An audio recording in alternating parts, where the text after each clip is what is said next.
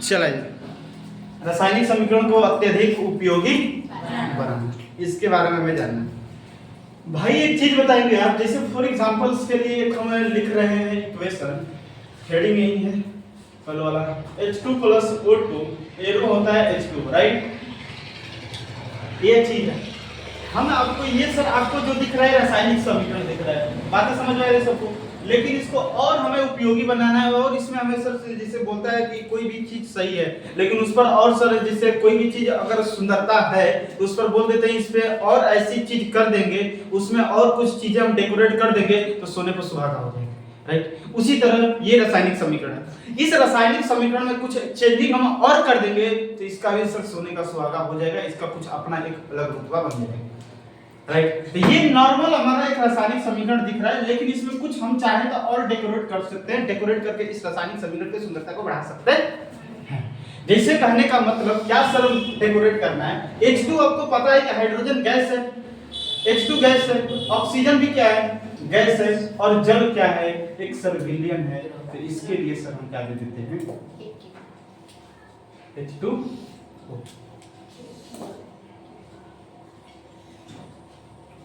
ठीक है, जल एक प्रकार का लिक्विड है, क्या है लिक्विड, समझ आएगा बात ना, तरल पदार्थ है, तो इसको सर हम लिक्विड का नाम दे देते हैं।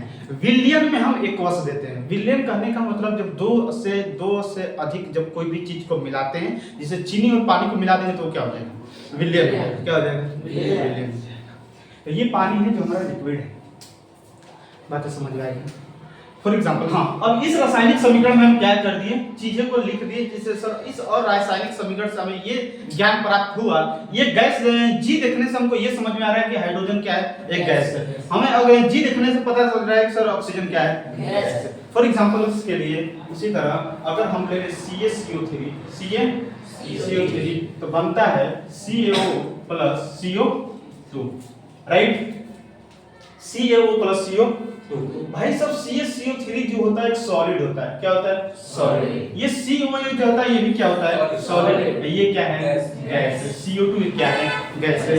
ये चीज जब हम उसके आगे लिख देते हैं तो उसकी अवस्था का सर हमें ज्ञान की प्राप्ति होती है।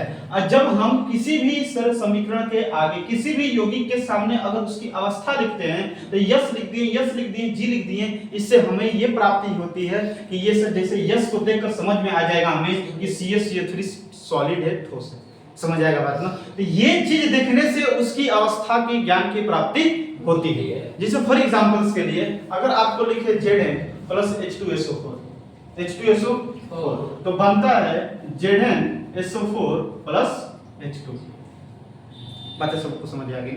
तो भाई सब Zn क्या है, एक हमारा जिंक है और जिंक सर सॉलिड होता है, क्या होता है सॉलिड। चीजें कुछ बुझा रही है, इसका मतलब ये हुआ कि कोई भी अगर यौगिक लिखा हुआ है तो उस यौगिक के आगे अगर उसकी अवस्था को लिख देंगे तो हमें ये प्राप्ति होगी कि उसको चीज को देखकर हमें समझ में आ जाएगा कि ये किस अवस्था में है। जैसे ये यस को देखकर हमें समझ में आ जाएगा कि CaCO3 जो है एक सॉलिड है, सॉलिड स्टेट है, ठोस अवस्था है, बातें समझ आ गई। 1 मिनट के लेकर भाई साहब थोड़ा सा अपने दिमाग यहाँ पर लगाएं तब इसको हम लेकर चलें। बस खाली तेरे को ये सोचना है कि हम किसी भी यौगिक के आगे अगर ये चीज लिखा होगा तो हमें समझ में आ जाएगा कि वो इसी अवस्था में है। जैसे कहीं पर भी यल देख लेंगे, यल देख लेंगे तो समझ में आ जाएगा कि वो क्या है लिक्विड है, जल तरल अवस्था। नीचे कहां पर ध्यान तो रहा है, इधर ध्यान दे, टेढ़ बैठल है आगे जी भाई।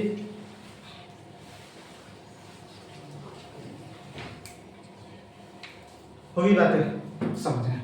ये देख भाई H2SO4 जो सल्फ्यूरिक अम्ल है ये एक क्या है एक्वस है, क्या है एक्वस।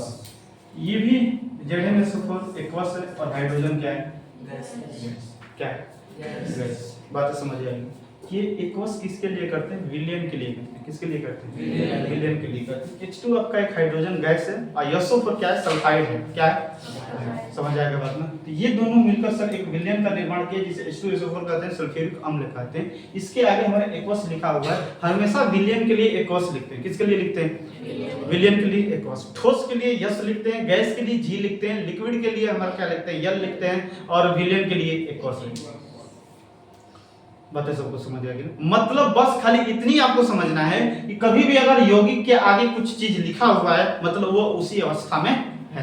अगर किसी के आगे यस लिखा हुआ है तो समझ जाना है कि वो किस अवस्था में है, सॉलिड अवस्था में है, सर ठोस अवस्था में है। अगर किसी के आगे यल लिखा हुआ है तो ये सर हमारा द्रव अवस्था में है, लिक्विड अवस्था में है। अगर किसी के आगे जी लिखा हुआ है तो किस अवस्था में है, गैस की अवस्था में है। अगर किसी के आगे एक्यू लिखा है मतलब वो विलियन के रूप में, विलियन की अवस्था में है। विलियन कहने का मतलब दो चीज मिला हुआ है, समझ आया? विलियन का हमेशा निर्माण होता है दो या दो से अधिक को मिलने से विलियन का निर्माण होता है। तो अगर किसी के आगे एक्यू मिला हुआ है तो मतलब ये सर क्या है, एक्वा से विलियन है। समझ आएगा बात में? जिसको फॉर एग्जांपल FeSO4 करने, FeSO4 इसके आगे क्या लगाएंगे, FeSO4। भाई सब समझ में आता है कि सर एक हमारा विलयन का निर्माण होता है, या इस तरह करके हम CuSO4 कर देते हैं, CuSO4। समझ आएगा बात में? तो ये सर क्या है, एक्वस। क्या है? अपने से सॉलिड तरह समझ में आ जाएगा, लिक्विड समझ में आ जाएगा, गैस समझ में आ जाएगा, एक्वस अपने से समझ में आ जाएगा कौन क्या है। समझ आएगा बात? चलेगा। तो पहली सर हमारा ये है, पहली हमारा अगर अत्यधिक रासायनिक समीकरण को उपयोगी बनाना है तो पहले उसके अवस्था की जानकारी होनी चाहिए। क्या होनी चाहिए? अवस्था। मतलब कौन सी अवस्था? अवस्था तीन होती है, ठोस, द्रव, गैस। द्रव, समझ आएगा बात में? तो ये सब पहले अवस्था के बारे में जानकारी होनी चाहिए। दूसरी बात,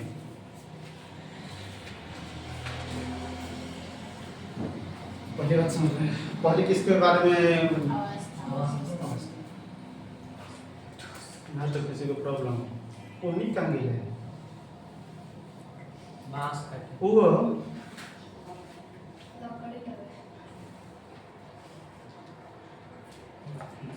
चलो किसी को यहाँ पर प्रॉब्लम। हम सोच रहे थे कल थोड़ा कोचिंग का टाइम चेंज करने के लिए, हैं? मॉर्निंग हो क्या? ठीक है, क्लास है कितने बजे है? उतना नहीं बजे 5:40 5:40 अरे वो है तो कैसे तो 7:40 में आएगा छह दिन तो रखा के हैं ऐसा 5:45 बजे करिए लेकिन 6:30 बजे छोड़ दीजिएगा बस खत्म। 40 बजे कोई दिक्कत 5:30 बजे कर देंगे तो 5 बजे भोर हो जाता है। अब 6 बजे 5:45 भोजन किया था अंधेरा 5:40 अरे हम रोज जा रही है भोर हो जाता 5 बजे फिर उसी दिन बुला कर हां सर जी एक टाइम की पढ़ाई दो टाइम में बच्चा एक के बाद काय करती का सवेरे करता क्यों कर अब कहीं क्यों सुबह कर रहे हैं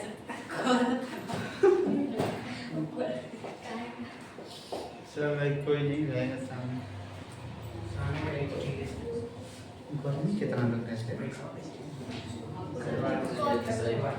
गर्मी लग रहा है ना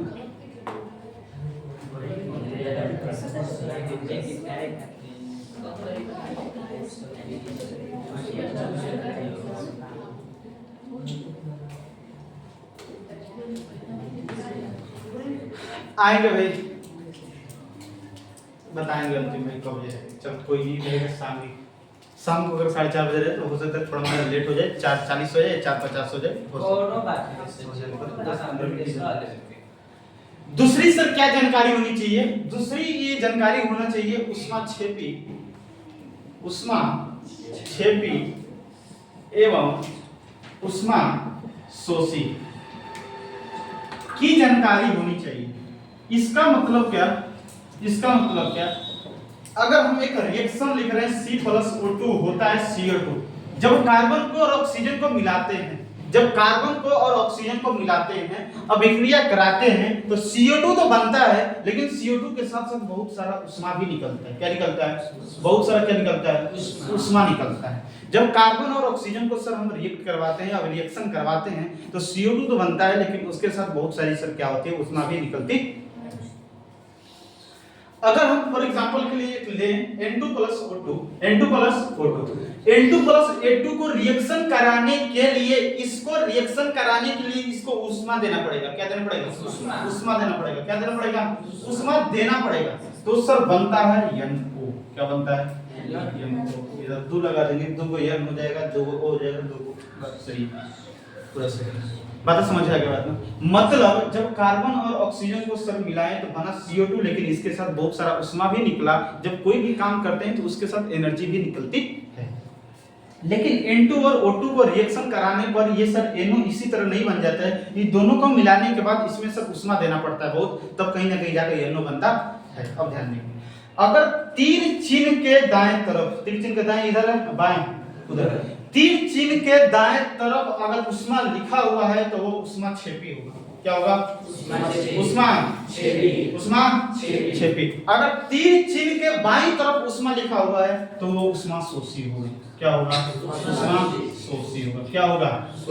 मतलब इस बात से मास्टर क्या समझाना चाहते हैं? ये समझाना चाहते हैं कि अगर तीर के दाएं तरफ उष्मा लिखा हुआ है तो बिना पूछे उसको कह देना है कौन से विक्रिया? उष्मा क्षेपी अभिक्रिया। कौन से विक्रिया? उष्मा क्षेपी अभिक्रिया। अगर कभी भी तीर चिन्ह के बाईं तरफ उष्मा लिखा हुआ है तो बिना पूछे क्या कर देना है? उष्मा शोषी अभिक्रिया। कौन से विक्रिया? किसी को दिक्कत? शोषी का मतलब सोखना। क्या करना? देख ले भाई, NO और N2 और O2 क्या किया? उष्मा को शोषित किया। क्या किया? उष्मा को शोषित किया। लेकिन ये निकला हुआ है, उष्मा निकला है, ये लिया है, ये निकला हुआ है।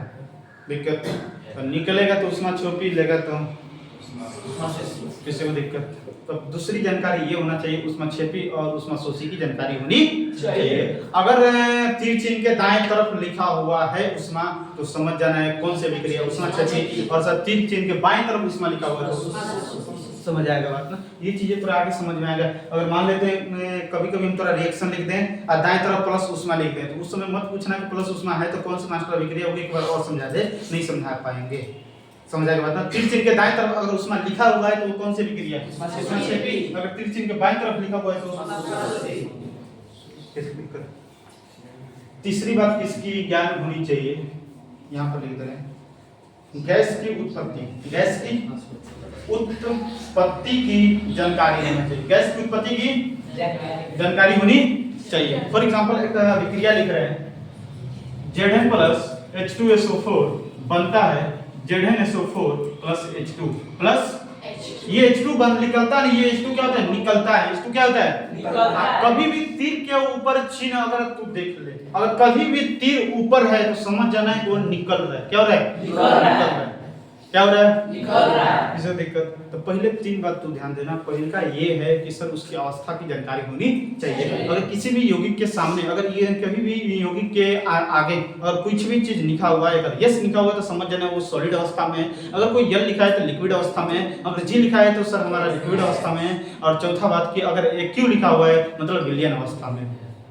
दिक्कत दूसरी जानकारी उष्मा क्षेपी और उष्मा शोषी की जानकारी होनी चाहिए। अगर किसी रासायनिक समीकरण में तीर चिन्ह के दाएं तरफ, तीर चिन्ह के दाएं तरफ अगर उष्मा लिखा हुआ है तो कौन सी विक्रिया? उष्मा क्षेपी। अगर तीर चिन्ह के बाएं तरफ लिखा हुआ है तो उष्मा शोषी। तीसरी बात गैस की उत्पत्ति की जानकारी होनी चाहिए। अगर हम कोई अभिक्रिया लिख रही है अंतिम में ऊपर का तीर चिन्ह दे दें तो ये आपको समझ में आ जानी चाहिए जिसके आगे तीर लगा हुआ है मतलब वो निकल रहा है, राइट? नीचे रहेगा तो नीचे को निकल नहीं रहा है, नीचे को हम अभी बताएंगे। समझ आएगा बात ना? नहीं, उसको अलग बताएंगे।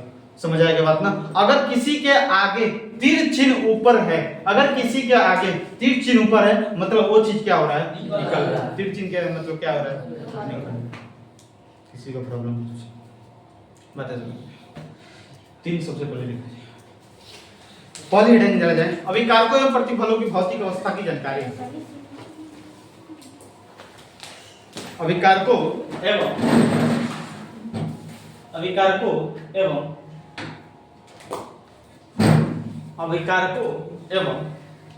प्रतिफलों की भौतिक अवस्था की जानकारी। प्रतिफलों की भौतिक अवस्था की जानकारी। प्रतिफलों की भौतिक अवस्था की जानकारी।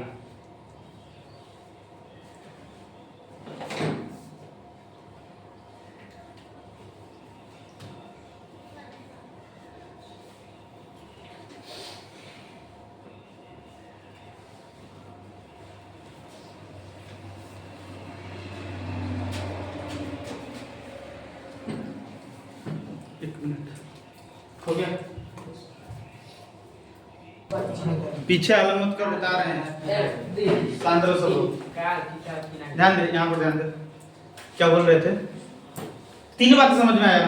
पहली सर जानकारी होनी चाहिए उसकी अवस्था के बारे में। अगर किसी के सामने यस लिखा है मतलब ठोस अवस्था है, अगर किसी का आगे यल लिखा हुआ है द्रव अवस्था है, अगर किसी का आगे जी लिखा हुआ है सर गैस अवस्था है, और किसी का आगे एक्यू लिखा है मतलब विलयन।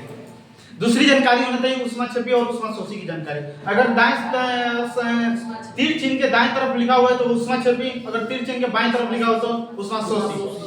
अगर क्या हुआ तीसरी जानकारी होनी चाहिए क्या, गैस के उत्सर्जन की मतलब गैस की उत्पत्ति की जानकारी होनी चाहिए, गैस के उत्सर्जन की जानकारी होनी चाहिए। गैस के उत्सर्जन कहने का मतलब अगर सर कोई चीज लिखा हुआ है, अगर उसके आगे ऊपर का तीर चिन्ह दिया हुआ है, ऊपर का तीर चिन्ह बताता है कि वो चीज निकल रहा है, वो चीज निकल रहा है, किसी को दिक्कत। चल भाई चौथी बातें लेते हैं।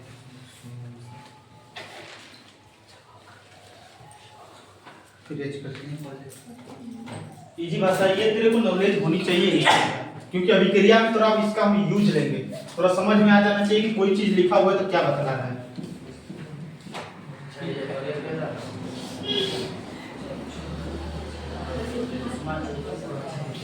क्या परेशान रहते हो वाकई बता देना, पीछे वाला भाई सब मान लो आ जाएंगे तो काट देंगे।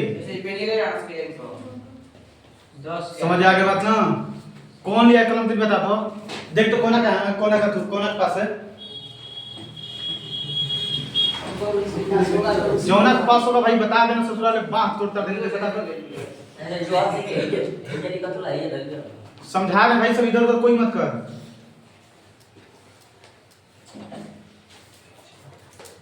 बोलते हैं बीच क्लास में थोड़ा सा शांति बना के रहो।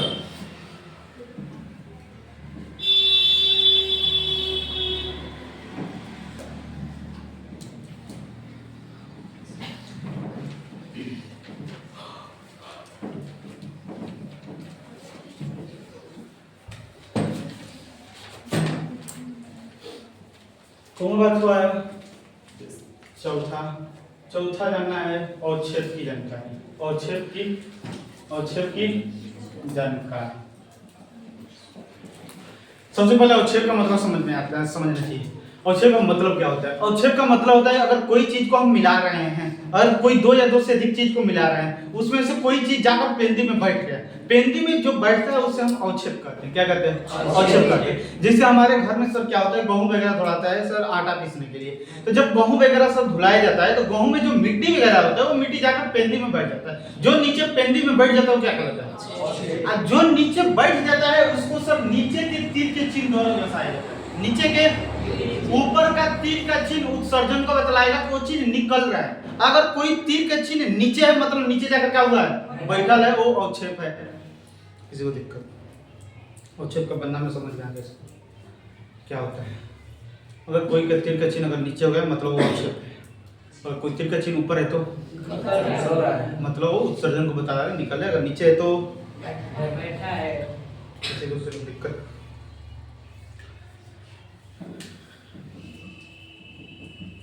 बता मतलब ये जो चार बात है, ये चार बात कॉमन सी चीज है जो आपको पता होनी चाहिए।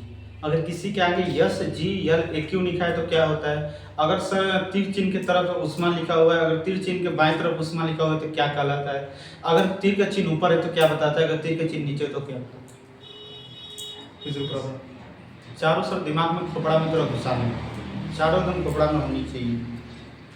समझ आएगा बात ना, ताकि कभी भी इसका उपयोग ले हम रेखता के आगे लिखें प्रश्न।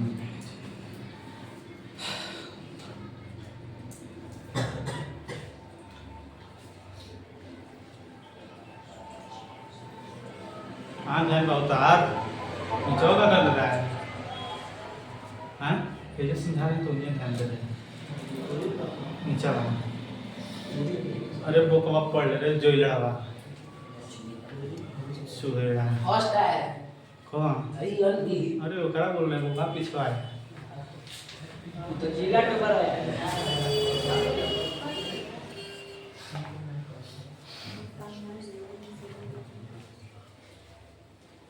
याद पड़ जाते रहे बड़ा खाते इस टाइम में रहेगा। ओके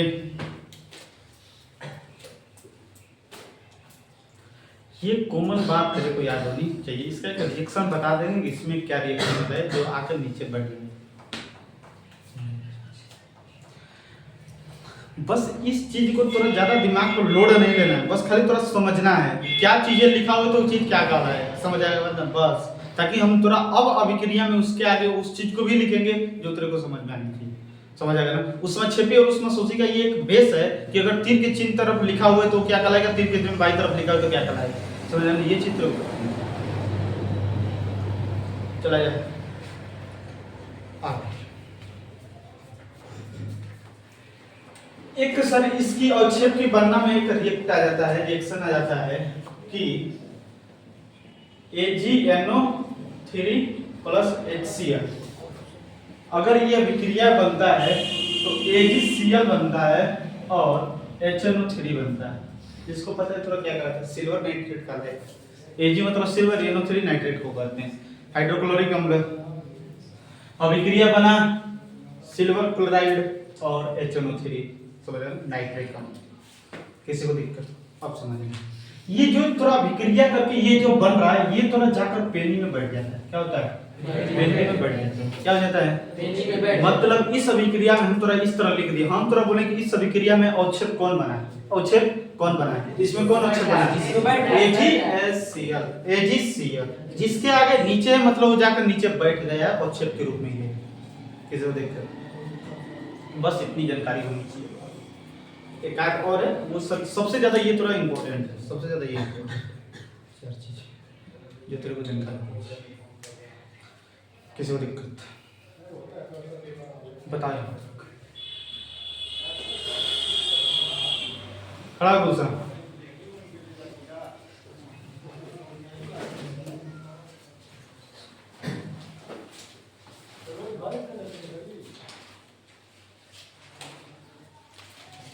तीर चिन्ह के अगर बाईं तरफ उसमें लिखा हुआ तो कौन सा विक्रिया है?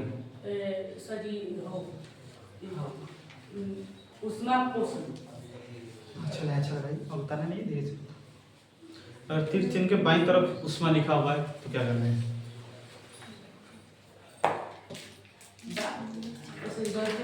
हाँ हाँ बताओ सही।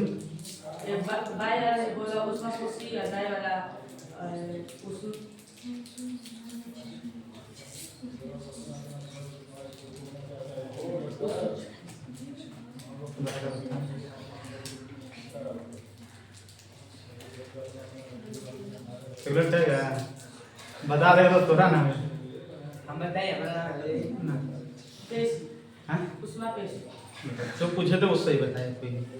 हाँ अगर किसी यौगिक के आगे यल लिखा हुआ है वो किस चीज को बताता है? हैं?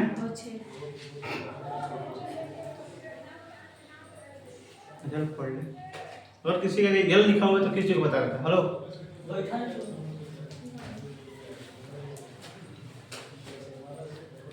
इतना मेमोरी कमजोर रखेगी तो किससे होगा रे?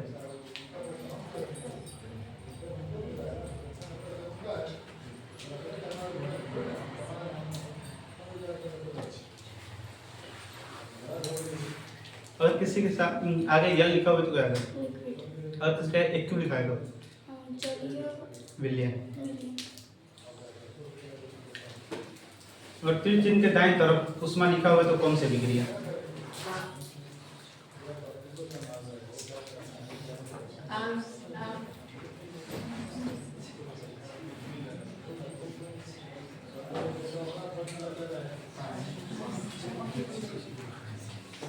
कौन सा विक्रिया? तीर चिन्ह के दाईं तरफ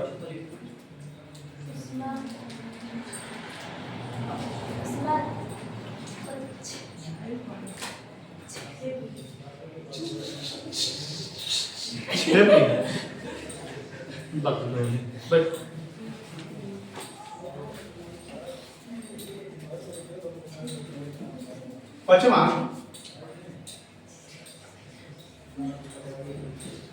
अभिक्रिया के शर्तों की जानकारी, अभिक्रिया के शर्तों की जानकारी, किसकी जानकारी? शर्तों की जानकारी। इसका मतलब ये जैसे ये हमारा बनता है, आपको पता है कि अभिकारक से क्या बनता है? अभिकारक से क्या बनता है रे? प्रतिफल बनता है, बताओ ना। अभिकारक से प्रतिफल बनता है। अगर अब देखिए ये रिएक्शन ये बना, ये रिएक्शन आखिर ये जो अभिक्रिया हुआ इसके ऊपर आखिर क्या दिया गया ताकि ये बना। जैसे C+O2 से CO2 बना, उसके लिए हमारा उसमें उष्मा भी निकला, लेकिन हम बोले कि N2+O2 से जो NO बना था उसको बनाने के लिए हम उष्मा दिए थे, राइट। N2+O2 प्लस उष्मा एरो होता है NO, तो उसको बनाने के लिए हम उष्मा दिए थे। उसी तरह अगर इसको इससे बनाना है तो इसमें क्या दिया जाता है, शर्त की जानकारी का मतलब कि वो चीज हमारा दाब की उपस्थिति में हो रहा है कि ताप की उपस्थिति में हो रहा है कि कोई उत्प्रेरक डाला जा रहा है। ये कोई भी चीज अगर डाल के हो रहा है तो शर्त होता है। जैसे फॉर एग्जांपल हमारा होता है Zn+H2SO4 एरो होता है ZnSO4+H2। ये अभिक्रिया किसके उपस्थिति में होता है, दाब की उपस्थिति में कि ताप की उपस्थिति में, जिसकी उपस्थिति में होगा वो शर्त कहलाता है। क्या कहलाता है? जैसे हम थोड़ा अगर कोई बोले और आगे थोड़ा केमिस्ट्री में बताएंगे, कोई रिएक्शन हो रहा है, अगर हम कोई उत्प्रेरक उसमें डाल दें, अगर किसी उत्प्रेरक का मतलब होता है कि उसमें डाल देने को अभिक्रिया की दर बढ़ जाएगी। क्या हो जाएगी? दर बढ़ जाएगी। अगर कोई भी चीज धीरे धीरे हो रहा है उसमें कोई उत्प्रेरक डाल देंगे तो उसकी तीव्रता क्या हो जाएगी?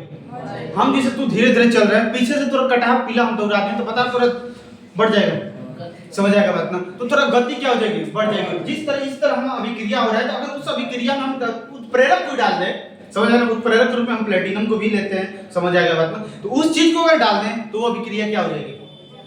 जिसे Zn+H2SO4 ZnSO4+H2 ये मान लेते हैं धीरे धीरे हो रहा है। क्या हो रहा है? धीरे धीरे। अगर उसमें कोई हम उत्प्रेरक डाल दे तो अभिक्रिया क्या हो जाएगी? बहुत जल्दी हो जाएगी। जैसे बहुत सब छोटा सा एग्जांपल से तू हम अभी जो तुरा समझाएं कि मान लेते तुरा धीरे धीरे चल रहा है, हमको तो क्या करना है, चाप कर चलाना है। तो पीछे से या तो कटाह कुकुर कर देंगे या नहीं तो पीछे से काला घोड़ा दौड़ा देंगे, काला भैंस जोड़ा देंगे, तो तुरा गति जुड़ जाए, क्या होगी? उसी तरह ये अभिक्रिया बढ़ जाएगी। कोई रिएक्शन किसके उपस्थिति में होता है उसकी शर्त की भी जानकारी होनी चाहिए। बात समझ आ गया बात ना। मतलब अगर कोई इस तरह अभिक्रिया हो रही है, अगर ऊपर कुछ लिख रहा है मतलब उसके उपस्थिति में अभिक्रिया किसी को दिक्कत,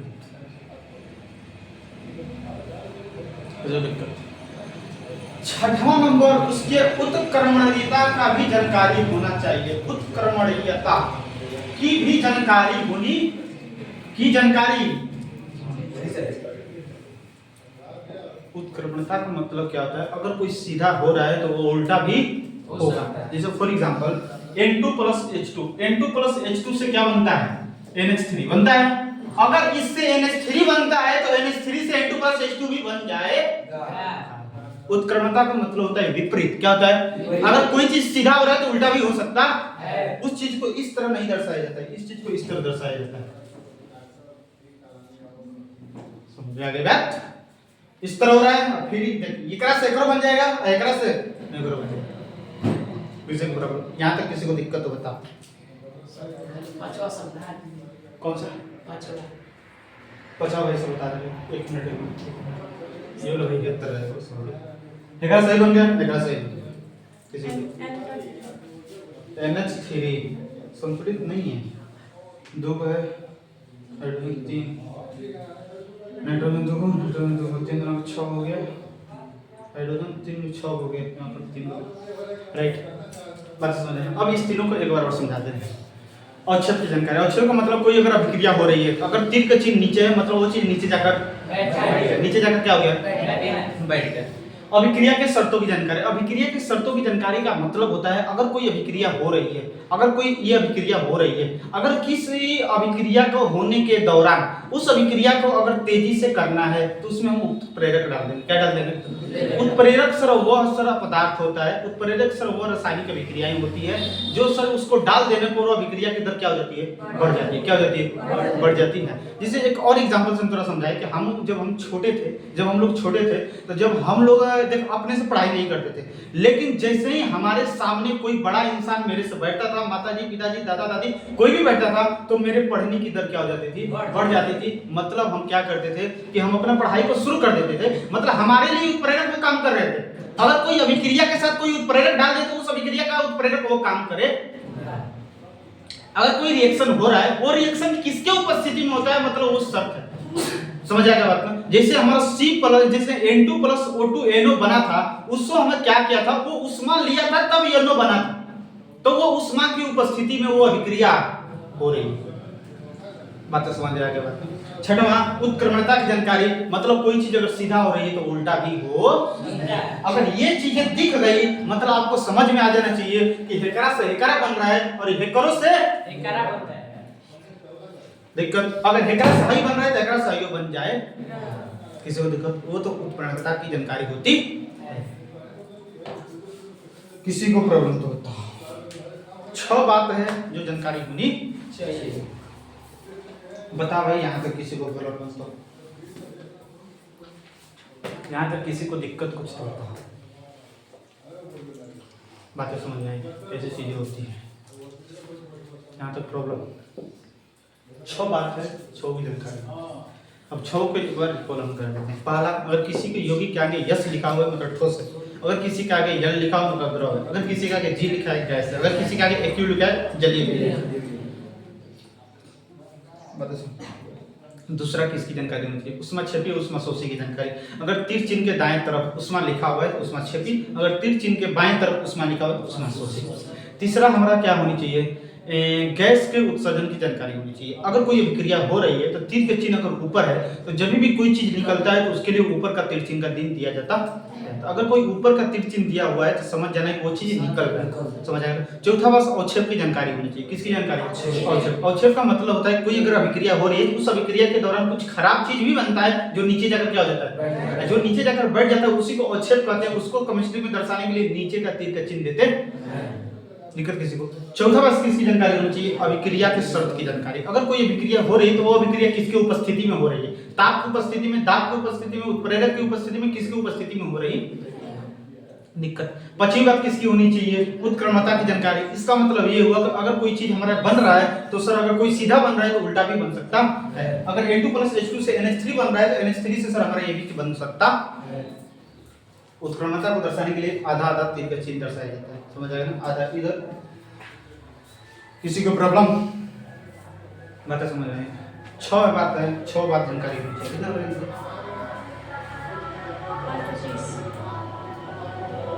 ओके, 6 बात याद होनी चाहिए। इसके लिए आप स्थान छोड़ देंगे, बोले चलेंगे। अब इसके बाद एक 2 नंबर का क्वेश्चन है जो हमारा संतुलित रासायनिक समीकरण से है। कितना होगा देख लेना भाई, कॉपी में से कितना लगेगा उतना जगह छोड़ देंगे।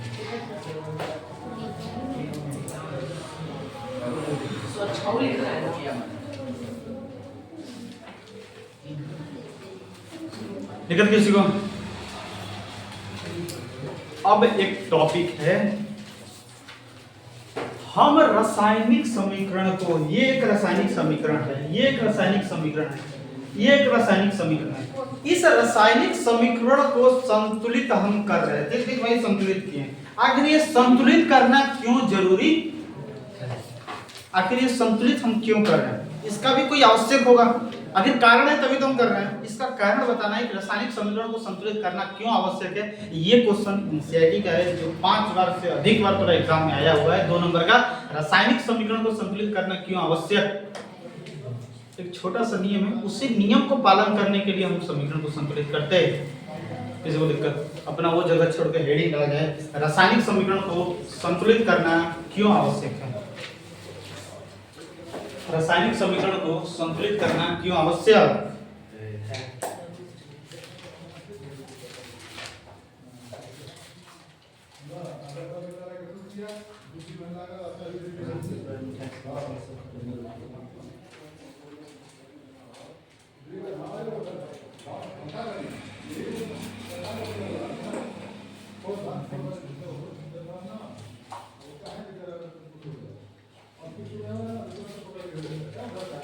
हो गया?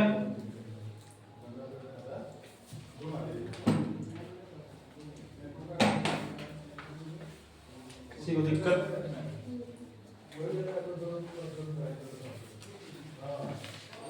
रासायनिक समीकरण को संतुलित करना क्यों आवश्यक है।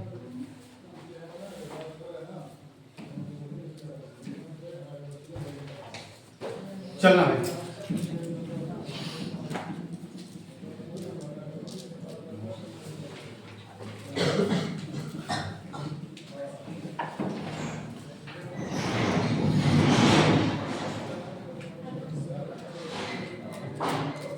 कोई नहीं करेगा।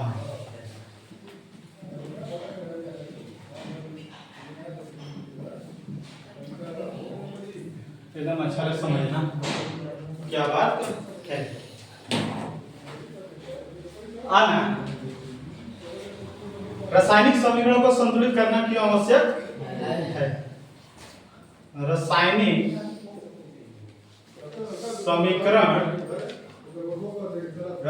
समीकरण को संतुलित करना क्यों आवश्यक है। संतुलित करना क्यों आवश्यक है। क्यों आवश्यक है। क्यों आवश्यक। किसी को दिक्कत। इसका पूरा आंसर लिख दे रहे हैं एक सांस में, और इसमें एक चीज आएगा, उसी चीज का असली मतलब समझना है वो चीज क्या है। समझ आएगा बात में। बाहर हाला मत करिए तो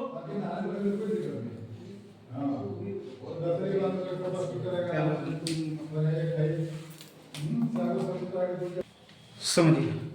रासायनिक समीकरण को संतुलित करना क्यों आवश्यक है। समझिए। एक सर लेवोजियर नाम का वैज्ञानिक समझ आएगा, जिसे केमिस्ट्री का फादर भी कहा जाता है लेवोजियर को। उसने एक नियम दिया था, उस नियम का नाम था द्रव्यमान संरक्षण का नियम। द्रव्यमान संरक्षण का नियम। अभी द्रव्यमान संरक्षण का नियम कोई मत पूछना कि सर द्रव्यमान संरक्षण का नियम क्या होता है। इसका हम पूरा इसका आंसर लिख देते हैं तो अच्छा तरीका से समझेंगे द्रव्यमान संरक्षण का नियम क्या होता है। बहुत इजी है नियम, सब लोग लिखा है।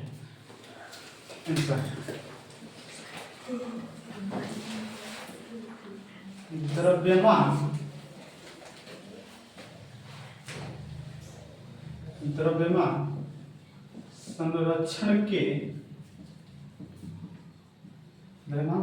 नियम को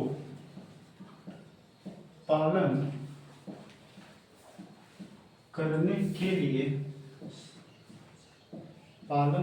के लिए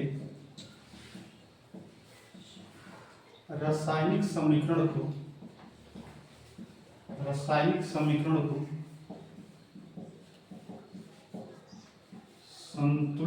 को संतुलित करना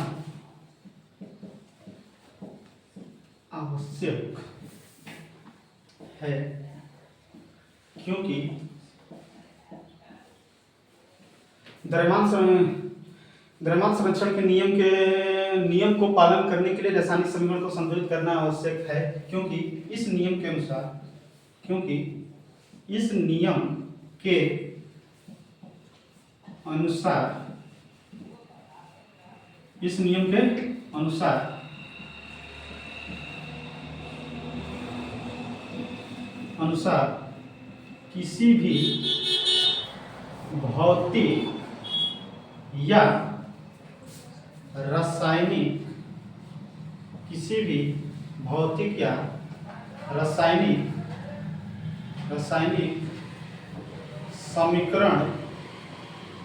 किसी भी भौतिक या रासायनिक समीकरण के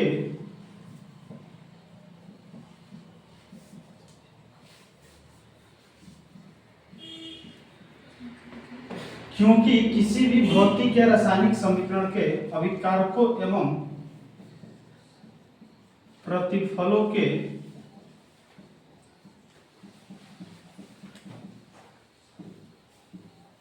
हम एक मिनट रुक जाएंगे। क्या चीज लिखा हुआ है के अनुसार किसी भी भौतिक या रासायनिक समीकरण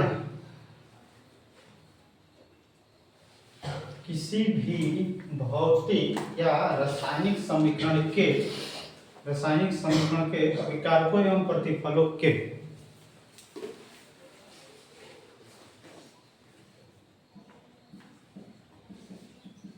परमाणुओं की संख्या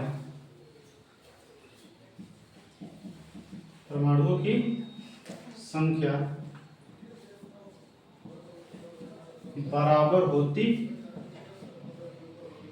अभिकारकों प्रतिफलों को प्रत्येक तत्वों के परमाणुओं की संख्या बराबर होती है। लिखिएगा तो लिख दी। इस नियम को एक बार और हम थोड़ा लिखवाएंगे। इतना न लिखकर इसको एक इजी भाषा में लिखेंगे। जैसे ऊर्जा संरक्षण का नियम कहता है कि ऊर्जा को न तो उत्पन्न किया जा सकता है न ही विनाश किया जाता है। द्रव्यमान संरक्षण का भी नियम यही कहता है कि द्रव्यमान को न तो उत्पन्न किया जा सकता है न ही विनाश किया जा सकता। इसको 2 बार हम लिखवाएंगे, समझ रहे हैं? दोनों में से जिसको मन होगा उसी को तो याद कर लेना, या तो मन इसको नहीं तो दूसरा बार हम लिखवाएंगे उसको, क्योंकि दोनों नियम एक ही हैं। लिख लीजिए सब लोग, सब लोग लिख लीजिए। लिख ले। हाँ, जैसे लिखा है वैसे। वो नहीं। हाँ, ऐड कर सकते हैं। का बोल रहे? अभी कार्बन प्रतिफलों के प्रत्येक तत्वों की परमाणु की संख्या बराबर होती है। लिख लीजिए।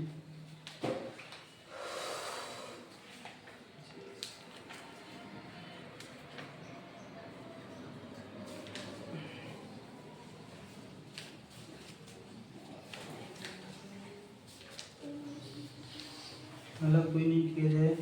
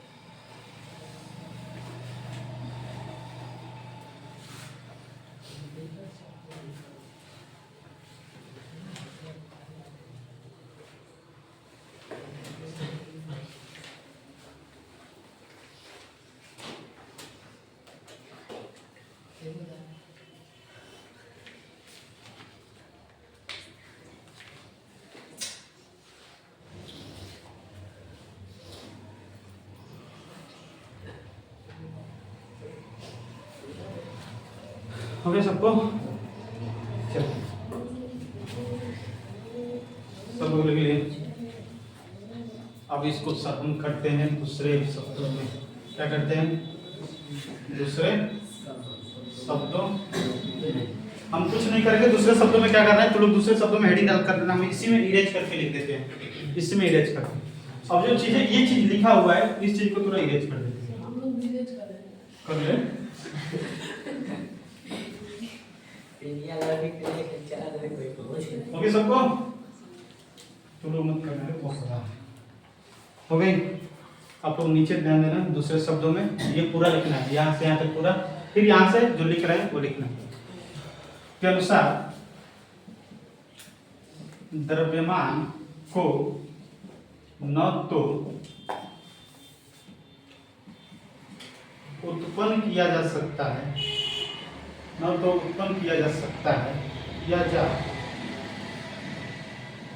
सकता है, और ना ही विनाश, लेकिन एक रूप से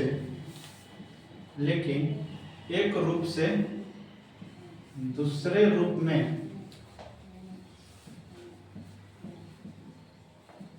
परिवर्तित कर सकते हैं।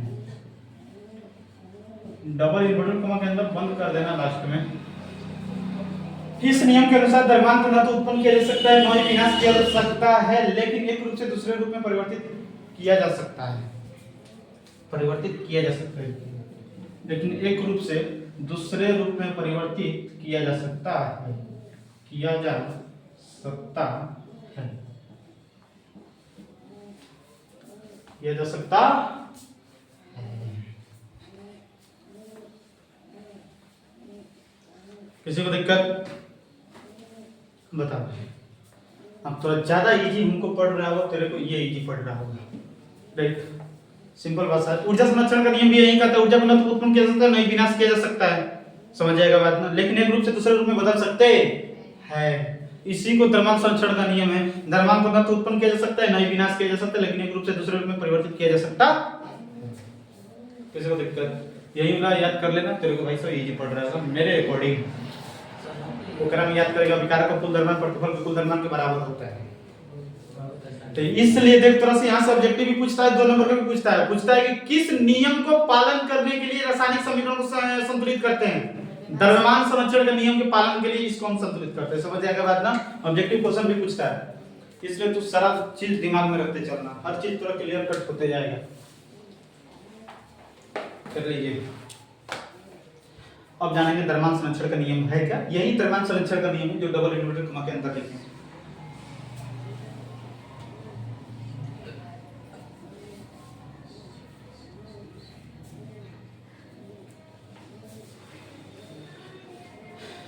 यही भाषा है बस। क्या हो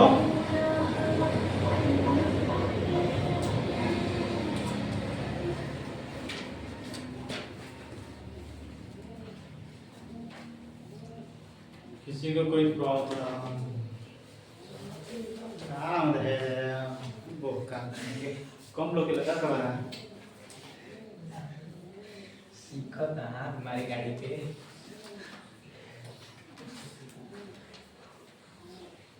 चला जाए।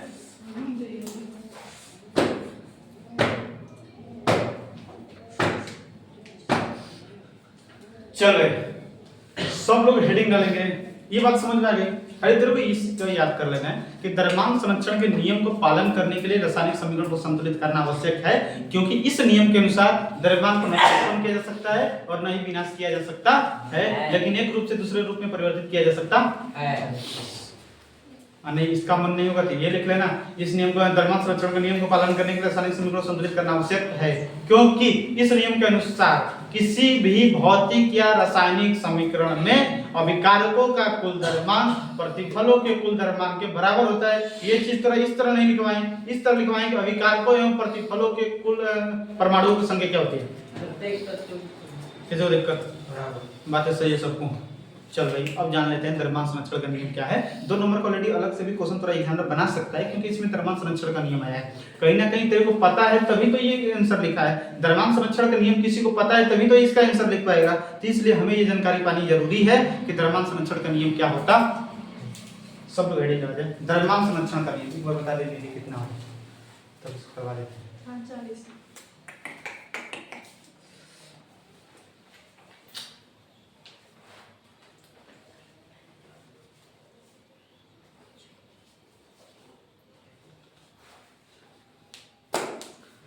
द्रव्यमान संरक्षण का नियम तुरंत समझ आ गया ना क्या है। यही वाला द्रव्यमान संरक्षण का नियम है जो बंद किया है ना, यही वाला द्रव्यमान संरक्षण का नियम है जो बंद किए हैं। यही द्रव्यमान संरक्षण का नियम है। हर तरह के इसमें एक लाइन ऐड कर लिया है। द्रव्यमान संरक्षण का नियम लेवोजियर नामक वैज्ञानिक ने दिया। इस नियम के अनुसार किसी भी भौतिक या रासायनिक समीकरण, अच्छा नहीं लिखे कोई ऐड कर लेगा तो और अच्छा है कि किसी भी भौतिक या रासायनिक समीकरण में द्रव्यमान को न तो उत्पन्न किया जा सकता है और न ही विनाश किया जा सकता है, लेकिन एक रूप से दूसरे रूप में परिवर्तित किया जा सकता है। दिक्कत किसी को कोई नहीं, पहले लिखवा देंगे। ऑलरेडी यही नियम है, समझ आएगा बात में, सबको समझ में यही नियम है। खाली याद रखना है लेवोजियर, क्योंकि लेवोजियर को फादर ऑफ केमिस्ट्री कहा जाता है। किसी को दिक्कत आज क्लास ये था। कल की क्लास वाकई तोरा बता दे रहे बहुत ज्यादा फाड़ होने वाला है। कल ही से तोरा कल की क्लास में एग्जाम में बहुत ज्यादा क्वेश्चन बनाता है, बहुत ज्यादा, क्योंकि कल तोरा खाली अभिक्रिया पढ़ना है। संयोजन, वियोजन, अपघटन, क्या बोलते हैं, विस्थापन, उभय विस्थापन, ऊष्माक्षेपी, ऊष्माशोषी, फलान, छिलान, ढिकान, सारा अभिक्रिया नहीं कल नहीं हो पाएगा, समझ आया ना। अभिक्रिया मतलब कल की क्लास में ऑलरेडी खाली तोरा रिएक्शन चालू होगा जो एग्जाम के पॉइंट ऑफ व्यू से लाखों भी आएगा। बात समझ आएगा बात ना। तो कल की क्लास भाई सब कोई एब्सेंट मत करना, जो एब्सेंट किया बोल देना कल मत करना, समझ आएगा बात ना। ऑलरेडी एब्सेंट कर देगा तो ऑलरेडी YouTube पर थोड़ा वीडियो कर लेगा, बात अलग है, समझ आएगा बात ना, लेकिन एब्सेंट नहीं करना। किसी को प्रॉब्लम कुछ सही है सबको भाई दबा के समझ। हाँ बाकी कल की क्लास अपना ही समय रहेगा, समझ आएगा ना। पीछे टाइम का कोई भी चेंजिंग नहीं है, समझ आएगा बात। 4:30 बजे ही अपना कोचिंग समझ आएगा सबको। बाकी मिलते हैं कल शाम को 4:30 बजे।